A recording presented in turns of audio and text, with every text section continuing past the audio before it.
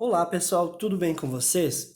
Eu sou o professor Rudimar e a aula de hoje nós vamos falar de números inteiros. Bom, para falar sobre números inteiros, a gente vai voltar um pouquinho e falar sobre números naturais. Números naturais são os primeiros números que uma criança aprende a contar.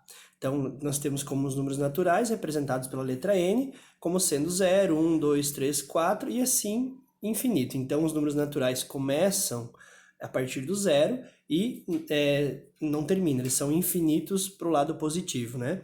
Então, quando a gente fala de números naturais, o primeiro número, ou o menor de todos, é o número zero.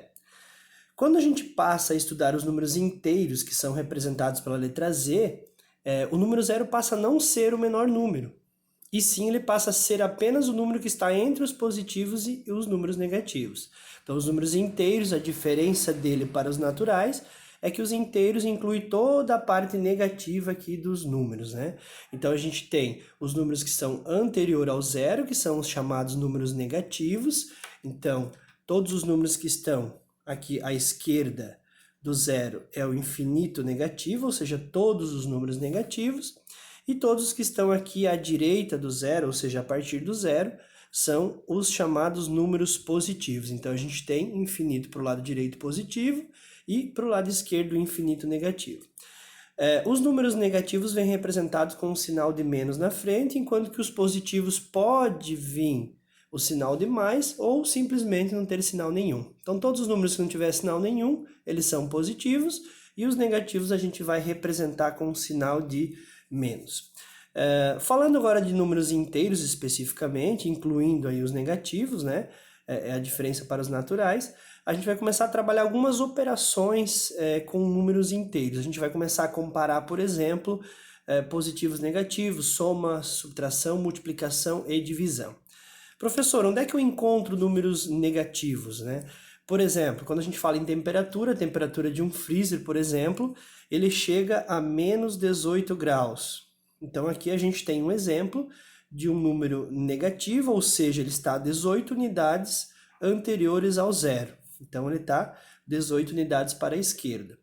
Então esse é um dos exemplos de onde se aplica os números negativos na temperatura ou num freezer, né? Qualquer situação que envolva números menores do que zero. Quando abaixo do nível do mar, a gente também tem a metragem negativa, né? Acima do nível do mar a gente tem valores positivos e abaixo do nível do mar a gente tem valores negativos.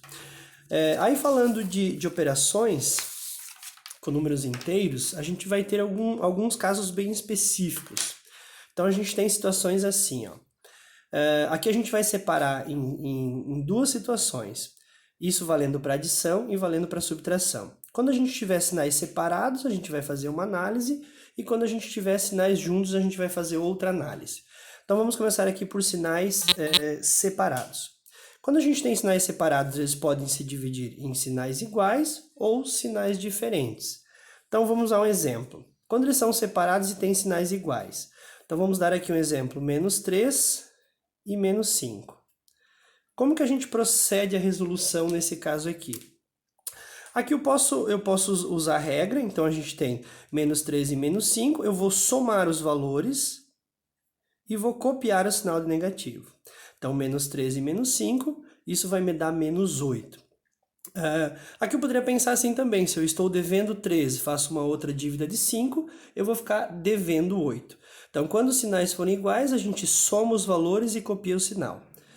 Outro exemplo, se fosse mais 5 e mais 10. Então, a gente tem 5 mais 10 vai dar 15, copia o sinal de positivo. Então, a gente tem mais 15. Foi o que a gente acabou de fazer. A gente somou os valores e copiou o sinal. Então, quando os sinais são iguais, soma-se os valores e copia-se o sinal. Isso sempre que eu tiver sinais separados, professor, por que eles estão separados? Perceba que tem número entre os sinais, não tem nenhum sinal junto, né? Sempre tem números aqui separando eles. Então, sempre que eu tiver sinais separados para adição ou subtração, e eles forem iguais, eu vou proceder dessa forma aqui. Seguindo aqui os sinais separados, eles podem também ser diferentes. Então, nós temos aqui exemplos. Então, ele pode ser menos 3 mais 7. Ou poderia ser mais 8 menos 5. Como é que a gente vai resolver aqui? Tô devendo 3 e pago 7. Ou tô devendo 3 e tenho 7, né? Então, aqui vai ficar um saldo positivo de 4. Usando a regrinha, como é que eu faria? Tiraria a diferença entre 3 e 7. A diferença entre 3 e 7 é 4. Vou copiar sempre o sinal do maior, ou seja, vai prevalecer o sinal do número maior. Então, aqui a resposta é mais 4 ou apenas 4. Aqui também eu tenho sinais separados e diferentes. Eu tenho 8 positivo e um 5 negativo. Tiro a diferença entre 8 e 5, ou 5 e 8, que é 3. O sinal do número maior é positivo, então vai ficar positivo. Então, aqui, quando os sinais são separados e diferentes, a gente faz o quê?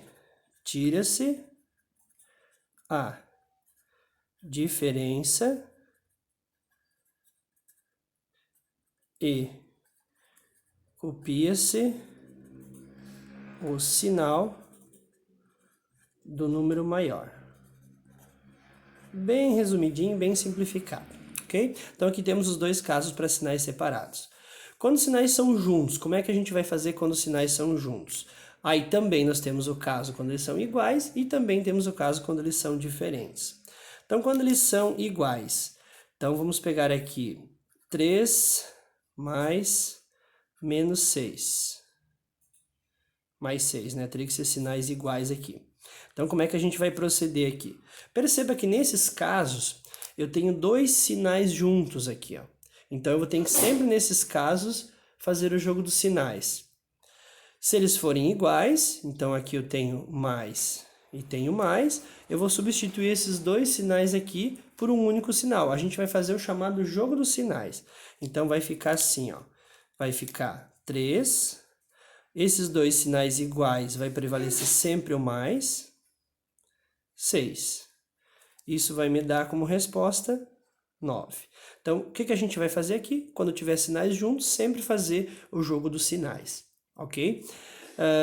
Outro exemplo. Se eu tivesse 4 menos 8. Como é que ficaria aqui? Sinais, eu tenho aqui sinais iguais novamente. Eu vou trocar esses dois sinais aqui por um único sinal do mais.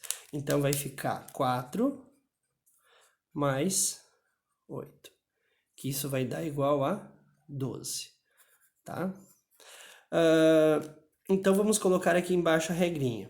Quando os sinais estiverem juntos e são iguais, vai prevalecer sempre o sinal de positivo. Ok? Bem tranquilo essa, né? Que, por sinal, essa aqui é a mesma regrinha da multiplicação e divisão que nós vamos ver na sequência. Nesse caso, eu tenho... Nesse caso, eu tenho aqui, quando os sinais são diferentes, então a gente tem 3 menos mais 6. Então, aqui os sinais são diferentes, o que a gente vai fazer? A gente vai trocar esses dois sinais que estão aqui, como eles são diferentes, a gente vai trocar por um único sinal de menos. Então, vai ficar 3 menos 6.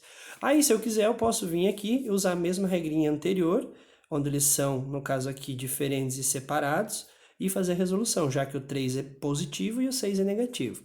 Então, vai ficar 3 menos 6, isso aqui vai me dar menos 3. Um outro exemplo. Mais 6 menos mais 10. Então, aqui novamente, a gente vai fazer o jogo dos sinais aqui. Eu tenho dois sinais juntos aqui, eles são diferentes, vai prevalecer o sinal de menos. Então, vai ficar 6 menos 10. Isso aqui vai dar menos 4, ok? E para finalizar, nós temos casos em que acontece a multiplicação e a divisão. Como é que eu vou proceder quando eu tenho uma multiplicação ou divisão? Essa aqui ela é bem mais tranquila, ela é parecida com a regrinha anterior que a gente estava trabalhando. Então, quando a gente tem sinais iguais, vai prevalecer sempre o positivo, sinais diferentes vai prevalecer sempre o negativo. Isso tanto para a multiplicação quanto para a divisão. Então, exemplos. Se eu tenho aqui menos 3 multiplicado por mais 2, como é que eu vou resolver isso? Bom, aqui eu vou fazer 3 vezes 2, que vai dar 6. Negativo 3, positivo o 2, são sinais diferentes, vai prevalecer o menos 6. Se eu tivesse aqui mais 5 multiplicado por mais 2, então eu tenho 5 vezes 2, que dá igual a 10. Positivo vezes positivo, sinais são iguais, então vai prevalecer o positivo. O sinal do positivo aqui, só lembrando que não é necessário eu colocar. Vou colocar se eu achar conveniente. Outro exemplo, se eu tivesse menos 10 multiplicado por menos 2, então aqui novamente eu tenho sinais iguais, 10 vezes 2 vai dar 20, sinal menos 10 vezes menos 2, menos vezes menos, isso aqui dá positivo.